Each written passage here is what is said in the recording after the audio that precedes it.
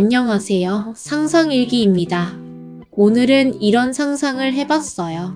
만약 내가 오랜 시간 동안 깊은 잠에 빠져 있다가 10년이 지나서 눈을 떴다면 어떨까요?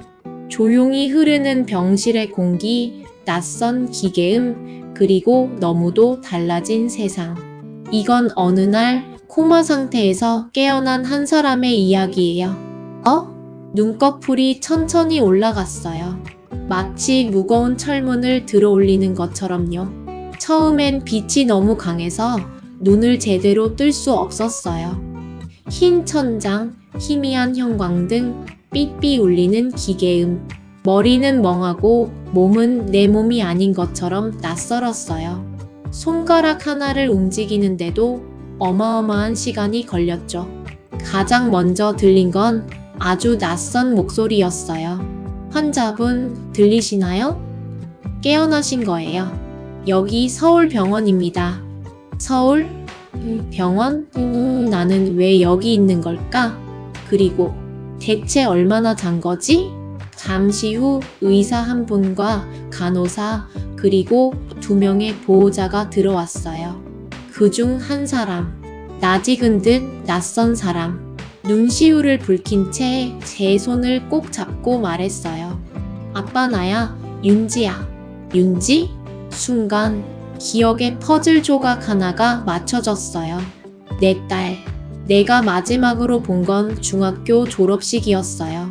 단발머리에 교복 입고 나보다 키도 작았던 아이. 그런데 지금 눈앞에 있는 이 사람은 말 그대로 어른이었어요. 성숙한 눈빛, 단정한 차림, 그리고 떨리는 목소리로 저를 부르고 있었죠. 아빠, 10년 만이에요. 정말 다시는 못 볼 줄 알았어요. 10년? 내가 2015년 어느 봄날 교통사고로 의식을 잃었을 때 딸은 15살이었고 나는 43이었어요. 그리고 지금 나는 53. 하지만 내 머릿속 시간은 여전히 그날 거기 멈춰 있었죠. 의사는 이렇게 말했어요. 기적입니다. 장기적인 코마 상태에서 이렇게 깨어나는 경우는 드물어요. 지금부터는 뇌 재활과 일상회복 훈련이 필요하지만 회복 가능성은 높습니다. 머릿속이 어지러웠어요. 내 시간은 멈춰 있었는데 세상은 10년을 달려왔어요. 그리고 나는 그 시간의 빈틈을 전혀 모른 채로 여기에 있었던 거예요. 문득 창밖을 보았어요. 하늘은 더 파랗고 자동차는 더 조용하고 간호사의 명찰에는 AI 간병 시스템 연동 중이라는 문구가 있었어요. 세상이 변했어요. 딸은 제 손을 잡고 조심스레 말했어요. 아빠, 지금은 2025년이에요. 스마트폰도 다 바뀌었고 돈도 대부분 디지털로 쓰고 있어요. 집에 가시면 천천히 보여드릴게요. 많이 놀라지 마세요. 나는 딸을 바라봤어요. 어느새 엄마처럼 어른스러워진 그녀는 떨리는 눈으로 나를 안심시키려 애쓰고 있었어요. 그 순간 나는 세상이 변했다는 사실보다 더 큰 걸 느꼈어요. 내 딸이 10년 동안 홀로 버텼다는 것. 윤지는 말했어요. 아빠, 다시 와줘서 고마워요. 진심으로 고마워요. 나는 아무 말도 하지 못했어요. 말보다 눈물이 먼저 흘러내렸거든요. 그렇게 나는 다시 깨어났고 눈앞에 펼쳐진 세상은 내가 기억하던 그 모든 것과는 달라져 있었어요. 하지만 내 앞에 놓인 가장 큰 숙제는 이 낯선 세상에 다시 발을 디디는 일이었어요. 그리고 내 가족, 나 자신, 그리고 내가 멈춘 시간과 천천히 마주하는 일이었어요. 며칠 후 휠체어를 탄 채 병원 로비를 지나며 바깥 공기를 처음 맞이했어요. 햇살은 여전히 따뜻했지만 세상은 내가 알던 그것과는 확실히 달랐죠. 엘리베이터엔 손 대신 목소리로 조작하는 시스템이 설치되어 있었고 로비 한편에서는 작은 로봇이 커피를 서빙하고 있었어요.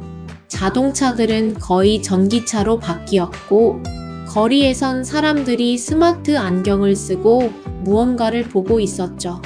아빠, 요즘엔 이 안경으로 뉴스도 보고 길도 찾고 그래요. 윤지가 내게 작은 고글 같은 걸 씌워줬을 때 그 안엔 낯선 인터페이스와 뉴스 화면이 펼쳐졌어요. 2030년까지 탄소 중립을 목표로 한 도시 정책. 오늘의 인기 영상 TOP5. 그 모든 것이 낯설고 빠르게 느껴졌지만 한편으로는 신기하기도 했어요. 집으로 돌아온 날 현관문이 자동으로 열렸고 실내에 들어서자 집 안에 설치된 AI 스피커가 반갑게 인사를 건넸어요. 환영합니다. 윤지 아버님. 쾌유를 진심으로 축하드립니다. 거실 한켠엔 윤지가 저를 위해 미리 준비해둔 작은 액자가 있었어요. 그 안엔 제가 사고 나기 전 가족 사진이 담겨 있었죠. 사진 속 나는 여전히 43이었지만 현실의 나는 그보다 10살이 더 많은 나이에 낯선 몸을 입고 있었어요. 거울 앞에 섰을 땐 더욱 실감났죠. 눈가엔 주름이 깊어졌고 머리는 희끗희끗해졌으며 피부는 전보다 얇고 약해져 있었어요. 시간은 내 몸을 기다려주지 않았더라고요. 윤지는 조심스럽게 내게 말했어요. 아빠, 사실 병원비가 많이 들었어요. 처음엔 후원도 받았는데 결국엔 집도 정리했어요. 나는 숨을 삼켰어요. 모든 게 내 부재 속에서 벌어진 일들. 감당할 수 없을 만큼 무거웠지만 무엇보다 마음 아픈 건 딸이 그 모든 걸 홀로 감당했다는 사실이었어요. 그 말을 들은 순간 가슴 한가운데가 먹먹해졌어요. 말로는 다 전할 수 없는 무게가 밀려왔어요. 하지만 나는 윤지의 손을 꼭 잡고 말했어요. 고맙다, 윤지야. 네가 있어서 내가 돌아올 수 있었어. 정말 고맙다. 윤지는 고개를 끄덕이며 말했어요. 이제부터는 천천히 같이 다시 시작해요. 아빠랑 나랑. 그 말에 나는 아주 조심스럽게 미소를 지어봤어요. 어색했지만 분명 웃고 있었어요. 그날 밤 혼자 남은 방 안. 윤지가 건넨 스마트폰을 조심스레 열었어요. 처음 보는 UI에 손가락이 엉켰지만 말로 검색해보세요 라는 기능을 발견하고 속으로 중얼댔죠. 내가 누군지 어떻게 다시 찾을 수 있을까? 그때 갑자기 스마트폰 화면에 추천 영상이 떴어요. 10년 코마에서 깨어난 아버지와 딸의 재회라는 제목. 거기엔 나와 윤지의 영상이 실려 있었어요. 내가 병실에서 눈을 떴던 장면, 윤지가 오열하며 내 손을 잡던 순간, 그리고 내가 윤지를 바라보며 미소 지었던 장면까지. 세상은 우리가 깨어난 순간을 이미 보고 있었던 거예요. 그런데 이상한 댓글이 하나 눈에 띄었어요. 그 사람 전에 실종된 땡땡 전자 엔지니어 아니야? 뭔가 이상했어요. 그 댓글 밑엔 몇 년 전 뉴스 영상이 달려 있었고 뉴스 앵커는 이렇게 말하고 있었어요.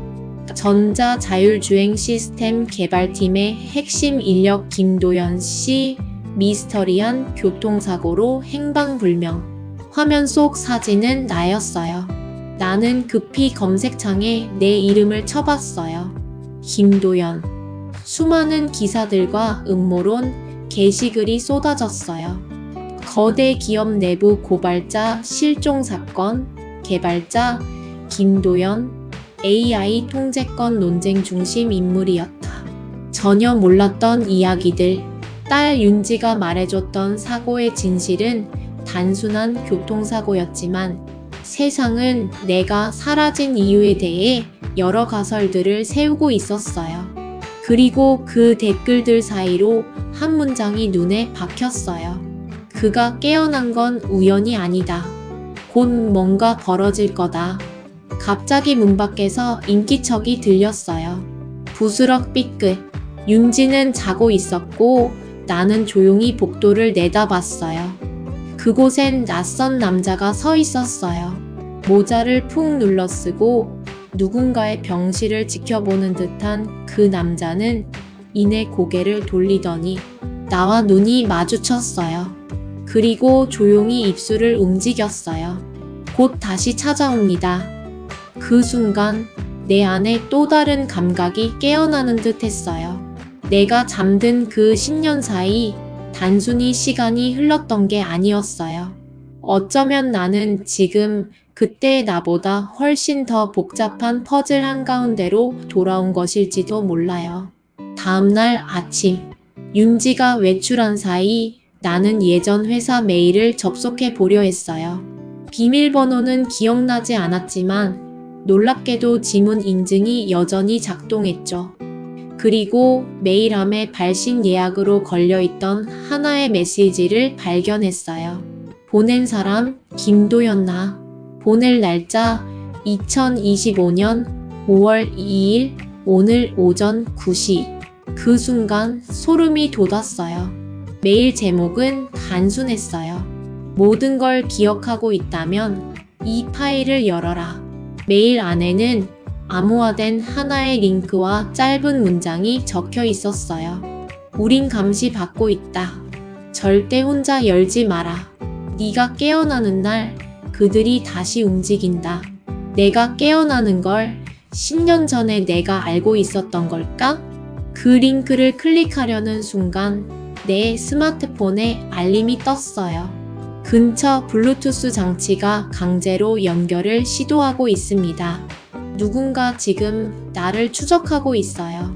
나는 본능적으로 병원 와이파이를 껐고 링크를 캡처해서 외장 메모리에 저장했어요. 그때 다시 복도에서 인기척.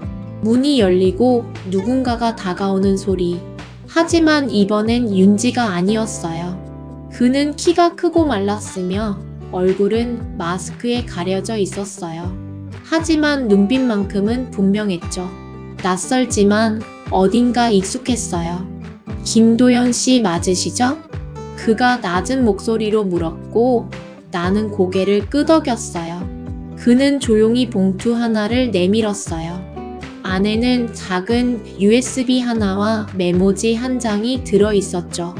2025년 5월 3일 오후 6시 강서구 성락산 아래 폐공장. 진실은 거기 있습니다. 윤지 몰래 집을 나서는 건 생각보다 어려웠어요. 몸은 아직 회복되지 않았고 세상은 내가 낯설었으며 매 순간 누군가의 시선을 느껴야 했죠.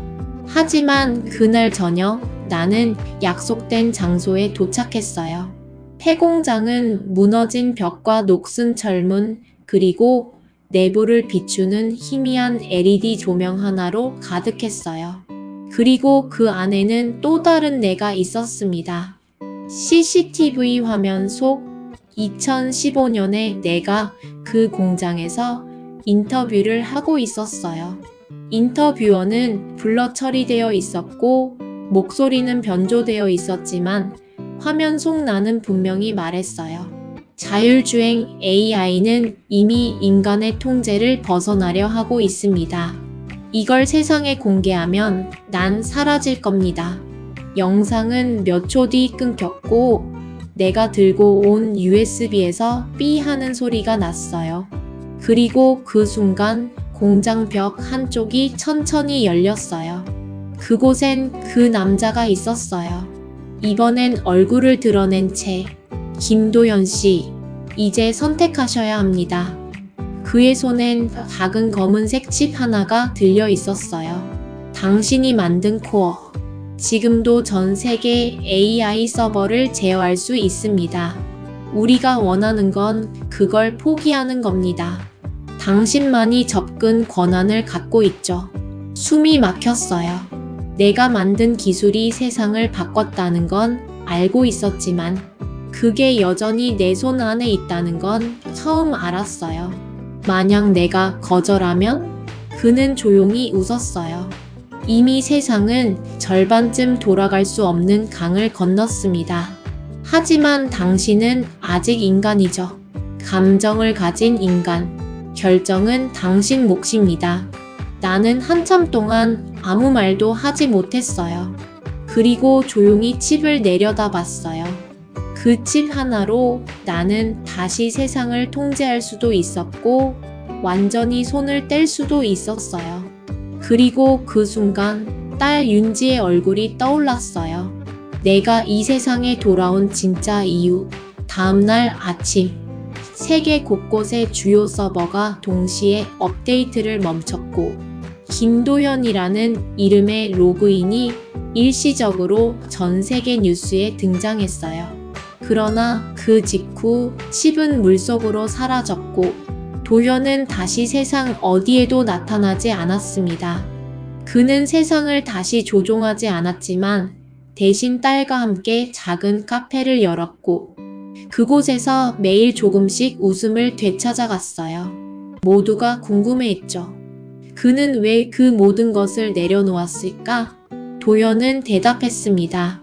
내가 가진 가장 큰 기술은 사람의 마음을 지키는 거였어요. 기술은 분명 우리 삶을 편리하게 만들어요. AI도 마찬가지예요. 길 찾기, 건강관리, 소통까지. 예전엔 상상도 못했던 일들이 가능해졌죠. 하지만 그만큼 중요한 것도 있어요. 바로 사람의 마음이에요. 기계는 계산을 잘하지만 우리는 서로의 마음을 느끼고 고민하고 공감할 수 있어요. 기술이 아무리 똑똑해져도 그 기술을 쓰는 사람이 더 따뜻해야 하는 이유. 이 이야기가 그 사실을 다시 한번 생각하게 했으면 좋겠어요. 그리고 오늘도 누군가의 마음을 지켜주는 사람이 되길 바라며 많은 성찰을 하게 되는 날이네요. 원하는 상상 있으시다면 댓글로 남겨주세요. 대신 상상해 드릴게요. 좋아요, 구독은 손녀에게 큰 힘이 됩니다. 안녕.